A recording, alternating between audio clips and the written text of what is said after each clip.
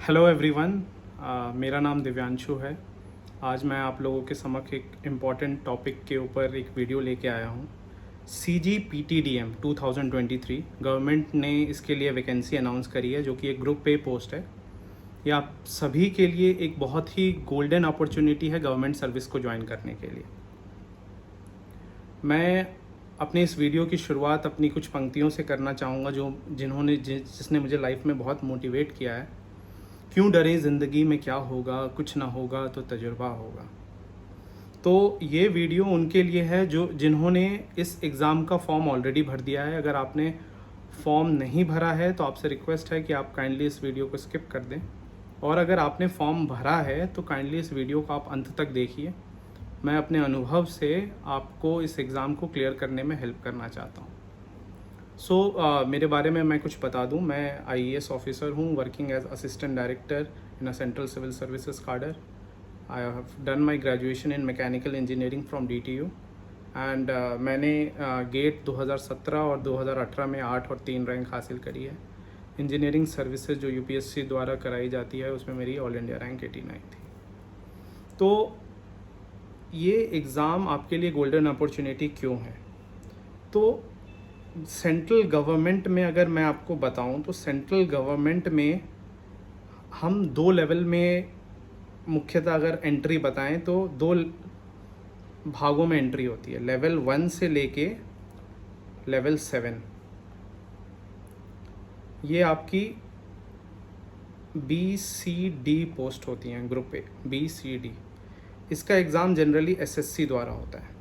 और लेवल 10 में आपकी एंट्री होती है, जो कि आपकी ग्रुप A पोस्ट है, जिसका एग्ज़ाम जनरली UPSC कराता है। तो आपके पास 2 ऐसी बॉडीज़ हैं जो आपको सेंट्रल गवर्नमेंट में एंट्री करा रही है, लेकिन इनके होने के बावजूद मिनिस्ट्री ऑफ कॉमर्स ने ये डिसाइड किया कि ये एग्ज़ाम की वैकेंसी जो है वो QCI कंडक्ट एग्ज़ाम करवाएगा, जिससे इसकी वैकेंसीज़ भरी जाएगी। अब इसके बारे में ये है कि QCI को एग्ज़ाम कराने का एक्सपीरियंस नहीं है। तो अगर आप एग्ज़ाम के सिलेबस और रिक्वायरमेंट को समझें तो आप काफ़ी हद तक पेपर को प्रेडिक्ट कर सकते हैं और इंटेलिजेंट तैयारी करें तो ये एग्ज़ाम को क्लियर किया जा सके। क्योंकि UPSC के पास ऑलरेडी बहुत एक्सपीरियंस है, तो वो जनरली आप जैसे जो भी कोचिंग इंस्टीट्यूट्स वगैरह प्रेडिक्ट करते हैं उनके प्रेडिक्शंस के साथ खेल जाता है और एग्ज़ाम निकालना मुश्किल हो जाता है। और बहुत सारे लोगों को UPSC का क्रेज़ भी होता है, बहुत सारे लोगों को इस एग्ज़ाम का पता ना लगा हो। तो ये एक बहुत गोल्डन अपॉर्चुनिटी है। अगर मैं इसमें बताऊं तो लगभग 550 प्लस आपके पास वैकेंसीज़ हैं। तो अभी मैंने आपको कहा कि ये एग्ज़ाम आपका फॉर्म आपका भरा जा चुका है। एग्ज़ाम एक आपका 3 सितंबर को हुआ था। ये 3 सितंबर का एग्ज़ाम कैंसिल हो गया। तो अब where are we with the exam, मतलब हम लोग अभी कहाँ पे हैं? Presently we are on 9 September. QCI ने अभी भी इसके एग्ज़ाम के प्रीलिम्स की डेट को अनाउंस नहीं किया है। तो what is the likelihood of exam कि ये कब कंडक्ट किया जाएगा?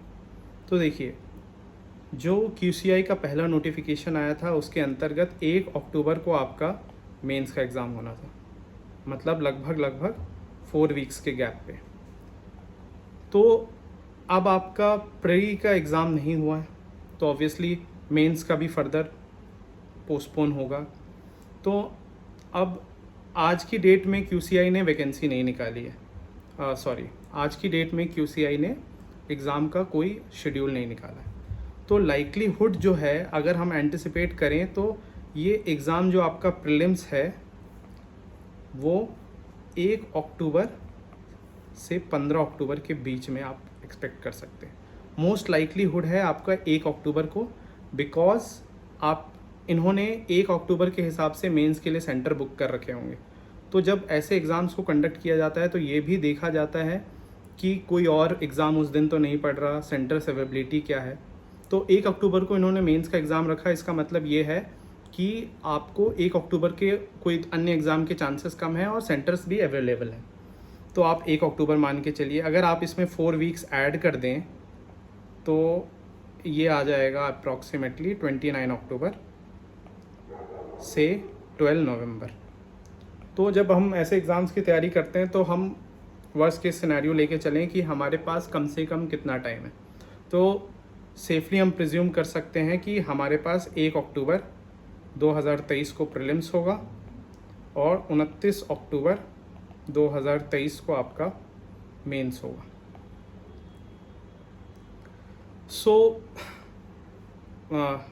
उस पोर्शन की बात कर लेते हैं जिसके लिए आप इस वीडियो से जुड़े हैं कि इस एग्ज़ाम को क्लियर करने के लिए स्ट्रैटेजी क्या होनी चाहिए। तो इस एग्ज़ाम को क्लियर करने के लिए आपके पास अप्रॉक्सीमेटली तैयारी के लिए मान लेते हैं प्रीलिम्स और मेंस को मिला के 2 मंथ्स हैं। क्या 2 मंथ्स में इस एग्ज़ाम की प्रिपरेशन हो सकती है? बिल्कुल हो सकती है। आपको रिक्वायरमेंट को बहुत क्लियरली समझना है, आपको कुछ भी ओवरडू नहीं करना है। एग्ज़ाम आपसे जितना डिमांड कर रहा है आपको उस रिक्वायरमेंट को मीट करना है। अल्टीमेटली ये एलिमिनेशन है। आप अपने सबके पास इतना ही टाइम है तैयारी करने का। अगर आप केयरफुल प्लानिंग करेंगे, अच्छे से तैयारी करेंगे तो आप उसी टाइम में आप बेटर प्रिपरेशन कर सकते हैं। तो जब स्ट्रैटेजी की बात करें तो पहले एक बार वैकेंसी स्टेटमेंट को देख लेते हैं कि विभिन्न ब्रांचों में वैकेंसीज़ क्या क्या हैं। तो अगर मैं वैकेंसीज़ के बारे में बताऊं तो टोटल आपके पास 553 वैकेंसीज़ हैं। 553 वैकेंसीज़ हैं। तो इन्होंने जो नोटिफिकेशन दिया उसमें बताया कि प्री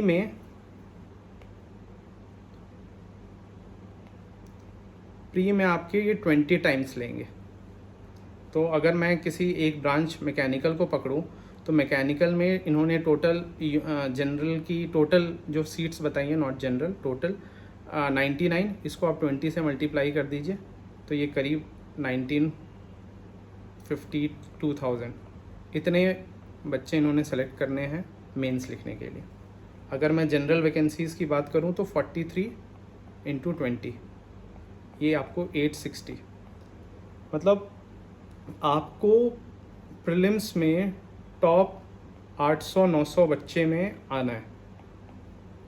अब इन 800-900 में आने के लिए आपको ये भी समझना है कि प्रीलिम्स जो है आपका ये मात्र क्वालिफाइंग है, इसका मेंस में कोई नंबर नहीं जुड़ेगा। तो सीमित समय है तो हमारे को तैयारी उतनी ही करनी है कि हम इस 800-900 बच्चों के आगे आ जाएं। तो अब आगे बढ़ें तो थोड़ा प्रीलिम्स की बात कर लेते हैं। प्रीलिम्स में आपके अभी प्रीलिम्स का एग्ज़ाम हुआ था, कुछ लोगों ने प्रीलिम्स का एग्ज़ाम भी दिया होगा।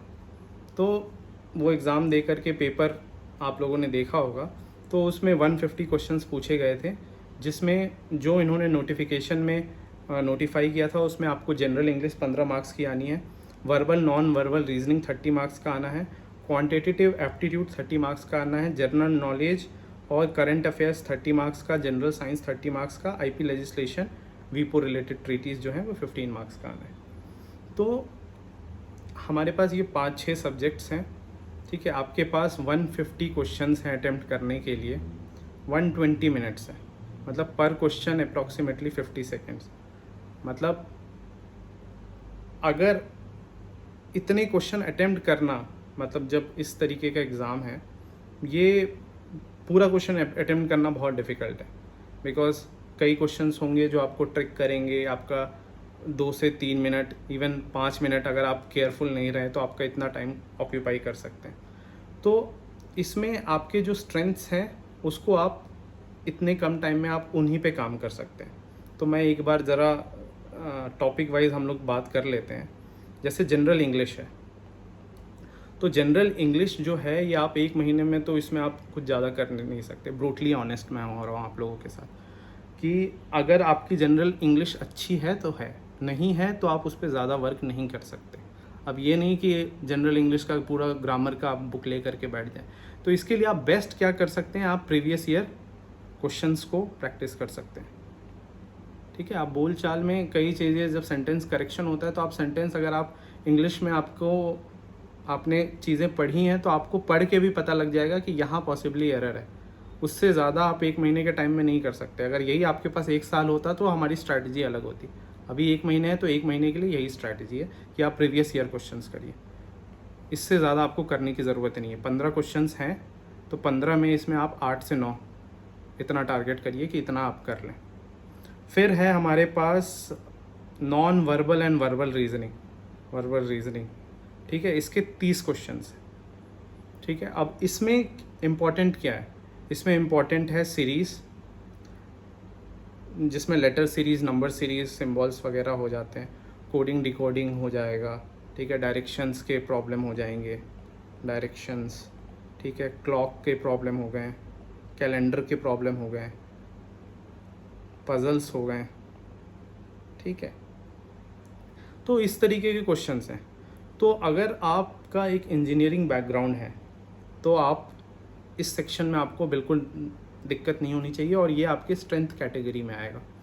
तो आप इस पोर्शन को टारगेट करें। जो ये मैंने टॉपिक्स बताए इनके आप 15 से 20 क्वेश्चन हर टॉपिक के प्रैक्टिस कर लीजिए।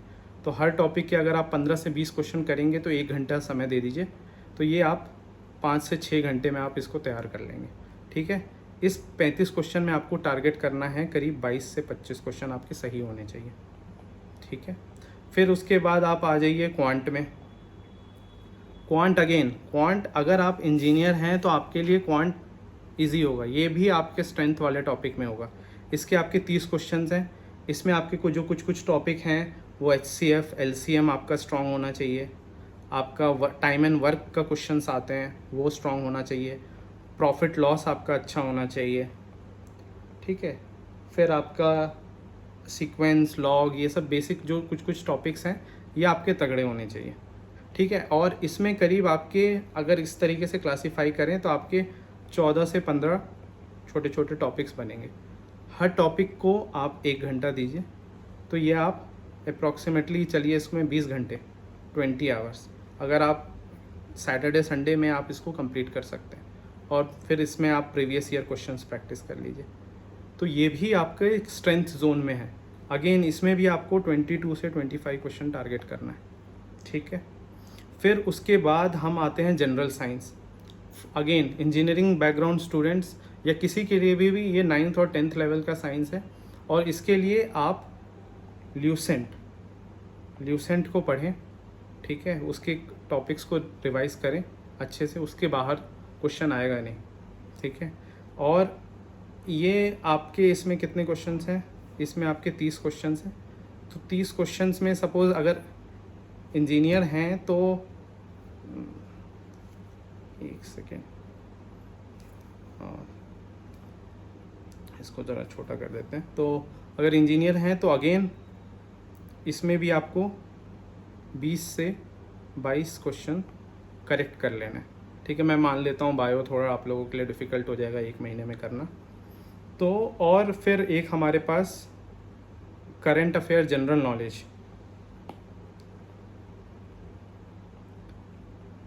तो ये जो टॉपिक हैं ये आप जैन से लेकर के अगस्त एंड इस टाइम का आप करंट अफेयर्स को अच्छे से पढ़ लें। जीके में कुछ टॉपिक्स जैसे कॉन्स्टिट्यूशन के आर्टिकल्स के बारे में ब्रीफ, फेडरल स्ट्रक्चर के बारे में, ज्योग्राफी के कुछ ब्रीफ, इकोनॉमिक्स के कुछ टर्म्स, ये इन चीज़ों को पढ़ लें। और अगर आपकी इसमें तैयारी है तब तो ये आपका ठीक है। अगर आपने ज़्यादा इसमें तैयारी नहीं करी है तो ये आपके स्ट्रेंथ टॉपिक में नहीं आएगा। So anything around 50% in this section will do good if you are not very well prepared. तो ये 15, इसमें आप 15 मार्क्स टारगेट करिए। और वीपो रिलेटेड ट्रीटीज़, ठीक है, और आपका जो IP लॉज है, ठीक है, ये सेक्शन आप इसमें अच्छा खासा टाइम इन्वेस्ट करने की ज़रूरत है। इसका रीज़न ये है कि ये टॉपिक जो है आपके मेंस में भी आ रहा है, ठीक है। इसमें आपको अगर टाइम नहीं है तो आप इसके लिए कम से कम अगर ज़रूरत पड़ रही है तो 20 से 30 घंटे, जो कि अगर मैं 8 आवर्स पर डे आप पढ़ रहे हैं तो अप्रॉक्सीमेटली 4 से 5 दिन में आप इसको ख़त्म कर सकते हैं। और फिर जो इसके रिलेटेड एग्ज़ाम्स होते हैं आप उसके क्वेश्चंस को प्रैक्टिस करिए। तो अगर मैं सेक्शन वाइज ब्रेकअप दूं कि जनरल इंग्लिश में हम लोगों ने टारगेट किया कि 8 से 9 क्वेश्चन, वर्बल में हमने 22, 25 सपोज़ 24 मान लिया, क्वांट में हमने 24 सपोज़ लगा लिया, और करंट अफेयर्स में 15 लगा लिया, जनरल साइंस में से 20 लगा लिया, आईपी में रिलेटेड 10, तो ये 30, ये 50, 80, 95, ये आपका 104 आ जा रहा है। तो मतलब अगर ये एक आइडियल केस सिनेरियो है जिसमें आप ये एग्ज़ाम निकाल सकते हैं, तो इसमें आप 10% का फ्लक्चुएशन मान लीजिए। सो अगर 90 से 100 मार्क्स है तो ये एग्ज़ाम क्लियर कर सकते हैं आप इंजीनियरिंग से। नॉन इंजीनियरिंग के लिए इसको 80 से 100 स्कोर, 80 से 90 स्कोर को अज्यूम कर सकते हैं। अब चलते हैं मेंस की तरफ। तो मेंस का एग्ज़ाम जो है वो ऑफलाइन मोड में कंडक्ट होना है। इसमें पेपर 1 है और पेपर 2 है। तो पेपर 1 में काफ़ी सिलेबस है जो प्रीलिम्स से मिलता जुलता है। तो इसमें आपको ये इंश्योर करने की ज़रूरत है कि जो प्रीलिम्स में सब्जेक्ट्स आ रहे हैं आप उसको आइडेंटिफाई कर लीजिए। जैसे प्रीलिम्स में हमारे पास जनरल नॉलेज, करंट अफेयर्स था, तो इसका मतलब ये है कि प्रीलिम्स में जब हम ये चीज़ें पढ़ें तो इसको हमें फोकस होकर के पढ़ना है, क्योंकि ये मेंस में हेल्प कर रहा है और मेंस के मार्क्स आपके फाइनल स्कोर में काउंट हो रहे हैं। जनरल एप्टीट्यूड जो कॉमन है, एलिमेंट्री मैथमेटिक्स, इसके लिए आपको क्या करना है, 9th और 10th की जो एनसीईआरटी है उसको सॉल्व कर लेना है। ठीक है, 9th से 10th की एनसीईआरटी को 2 से 3 दिन में आप सॉल्व कर सकते हैं। ठीक है, इंग्लिश प्रोफिशिएंसी अगेन आप अगर गुड है तो ठीक है, नहीं तो आप इसको देख सकते हैं, बिकॉज इंग्लिश ऐसा नहीं है कि जो आप 1-2 महीने में तक स्ट्रॉन्ग कर लें। इसको स्ट्रॉन्ग करने में it takes years to get to a certain level. Then knowledge, property rights पे हमने बात किया। तो अगेन जो जनरली जो ऐसे एग्ज़ाम्स होते हैं, जैसे जो हम इंजीनियरिंग सर्विसेज या वगैरह यूपीएससी के एग्ज़ाम्स देते हैं, तो उसमें 60% एक अच्छा स्कोर काउंट होता है। तो अगर आप इसमें 60 to 70 मार्क्स स्कोर कर सकें तो एक काफ़ी डिसेंट स्कोर होगा। बाकी ये पेपर पे वेरी करता है, अगर पेपर इजी है तो स्कोर ऊपर जाएगा, पेपर टफ है तो स्कोर कम हो जाएगा। बट एक जनरलाइज्ड ये अप्रोच है कि अगर पेपर एंटिसिपेटेड जो जिसको पेपर कहते हैं उस लेवल पे आए तो 60 to 70 मार्क्स काफ़ी है। पेपर 2 जो है वो आपका डिस्क्रिप्टिव पेपर है, जो आपके सब्जेक्ट्स हैं, जो आपने फॉर्म फिल करते टाइम आपने जो सब्जेक्ट ऑप्ट किया है उस पे बेस्ड होगा। ये 300 मार्क्स का पेपर होगा। इसके लिए आप क्या कर सकते हैं, 300 मार्क्स के पेपर को स्टडी करने के लिए 2015 और 2018 में इस एग्ज़ाम के पेपर्स ऑनलाइन अवेलेबल हैं, आप उनको प्रैक्टिस कर सकते हैं। पहले आप उन पेपर्स को धीरे धीरे स्क्रॉल करिए कि रिक्वायरमेंट क्या है, किस तरीके के क्वेश्चन पूछे जा रहे हैं, क्या अभी जो मेरी अंडरस्टैंडिंग है, मेरी उस अंडरस्टैंडिंग से पेपर सॉल्व हो सकता है, या मुझे टाइम डिवोट करने की ज़रूरत है। अगर टाइम डिवोट करने की ज़रूरत है, आप जॉब में हैं, आप लीव लीजिए, आप तैयारी करिए, because this is a golden opportunity. मतलब इस तरीके की अपॉर्चुनिटी, इतनी सारी वैकेंसीज मतलब रेयर है। और अगेन जब मैंने बताया ये QCI एग्ज़ाम कंडक्ट कर रहा है तो एक प्रेडिक्टेबिलिटी है, क्योंकि उनके पास ज़्यादा वेरिएशंस एक्सपीरियंस अवेलेबल नहीं है एग्ज़ाम कंडक्ट कराने का। तो अगर आप ढंग से एनालिसिस करें तो आप इस पेपर को आराम से प्रेडिक्ट कर सकते हैं। तो अब इसके लिए अगर आप इंजीनियरिंग हैं तो आप ESC के पिछले 2-3 साल के मेंस के पेपर करके जाएं।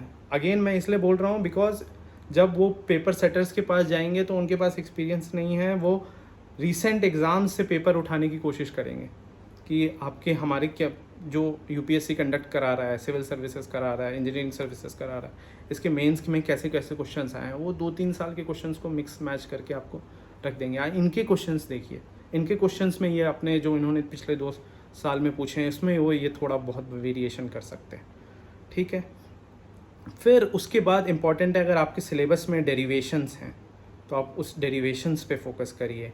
अगर कुछ थ्योरम्स हैं उस पर फोकस करिए। जो स्टैटिक पोर्शन है, जो एज इट इज़ जो आपकी बुक में आपके सिलेबस में है, जिसमें आपको दिमाग लगाने की ज़रूरत नहीं है, आपको किताब में वो दिया हुआ है, आपको रिप्रोड्यूस करना है।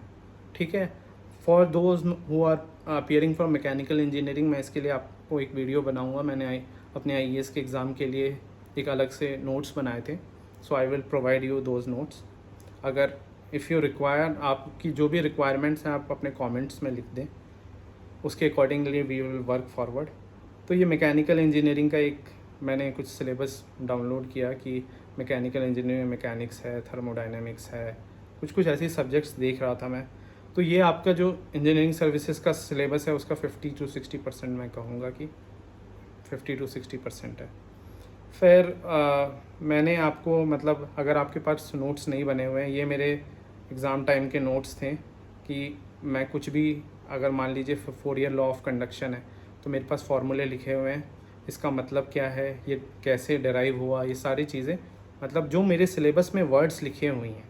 जैसे मेरे सिलेबस में यहाँ पे वर्ड लिखा हुआ है first and second law of thermodynamics, so I will sit down, I will write what is the first law of thermodynamics, what is the second law of thermodynamics, thermodynamics के second law पे आधारित क्या क्या चीज़ें हैं, entropy क्या है, reversibility क्या है, वेबिलिटी क्या है। तो जो जो चीज़ें सिलेबस में जो जो वर्ड्स लिखे हुए हैं, मेरी ऐसी अंडरस्टैंडिंग होनी चाहिए कि अगर कोई भी वर्ड मुझे उठा करके दे दे मैं उस पर 4 से 5 लाइन लिख सकूं, उससे रिलेटेड कोई डेरिवेशंस हैं तो मैं उसको कर सकूं। तो जब तो ये आपका जो मेंस है वो आपका हो गया 100 मार्क्स का पेपर 1 और 300 मार्क्स, ये 400 मार्क्स का एग्ज़ाम हो गया। इस 400 मार्क्स में हमें जो एग्ज़ाम में नोटिफिकेशन है आपको 5 टाइम्स बच्चे सेलेक्ट होंगे। मतलब अगर हमारे पास 99 सीट्स हैं मैकेनिकल में तो अप्रॉक्सीमेटली 490-500 स्टूडेंट्स को सेलेक्ट किया जाएगा। ठीक है, इनको आप इंटरव्यू के लिए बुलाएंगे। तो अब चले जाते हैं इंटरव्यू के लिए। इंटरव्यू में क्या करना है, इंटरव्यू में अभी से आपको कुछ कुछ प्रैक्टिस करने की ज़रूरत है। आप एक हैबिट बना लें कि आप अपने दोस्तों से जब भी कन्वर्सेशन करें आप इंग्लिश में ज़्यादा से ज़्यादा बात करने लगें, क्योंकि इससे क्या होता है जब आप इंग्लिश में बोलते हैं तो आपको इंटरव्यू में कोई भी थॉट्स, आपको कोई फिनोमेना आप एक्सप्लेन कर रहे हैं तो आपके स्पीकिंग में फ्लुएंसी रहती है, कंसिस्टेंसी रहती है और क्लैरिटी रहती है। जब ये सारी चीज़ें होती हैं तो सामने वाले को लगता है कि हाँ ये हमारे प्रोफाइल के लिए एक डिसेंट कैंडिडेट है। तो आपको सबसे ज़्यादा इम्पॉर्टेंट है कि आप कितने ठहराव, कितने कॉन्फिडेंस के साथ चीज़ें एक्सप्लेन कर पाते हैं, हसल वसल नहीं करना है। तो इसीलिए सबसे ज़्यादा ज़रूरी है कि आप, क्योंकि उसमें टेक्निकल रिलेटेड क्वेश्चंस भी होंगे, बहुत सारे क्वेश्चंस होंगे जो वीपो ट्रीटीज से रिलेटेड होंगे, जो इन डेप्थ होंगे। तो ऐसे क्वेश्चंस हो सकता है आपको ना पता हो, लेकिन आप उस समय उस सिचुएशन में किस तरीके से हैंडल कर रहे हैं, किस तरीके से स्माइलिंग फेस रख रहे हैं, तो ये सारी चीज़ें जो हैं ये ओवर टाइम आएंगी। और आज की डेट से अगर आप ये प्रैक्टिस शुरू करते हैं तो it is going to help you in the exam. ये आपका 100 मार्क्स का है। ठीक है, तो ये हो गया इंटरव्यू। और अगर आप लोगों को ये वीडियो पसंद आई तो प्लीज़ लाइक करें, कमेंट करें, सब्सक्राइब करें। और आप लोगों को ज़रूरत है किसी और टॉपिक पे मुझे वीडियो बनाने के लिए तो काइंडली मुझे बताएं। I will try to contribute in your journey. Thank you so much.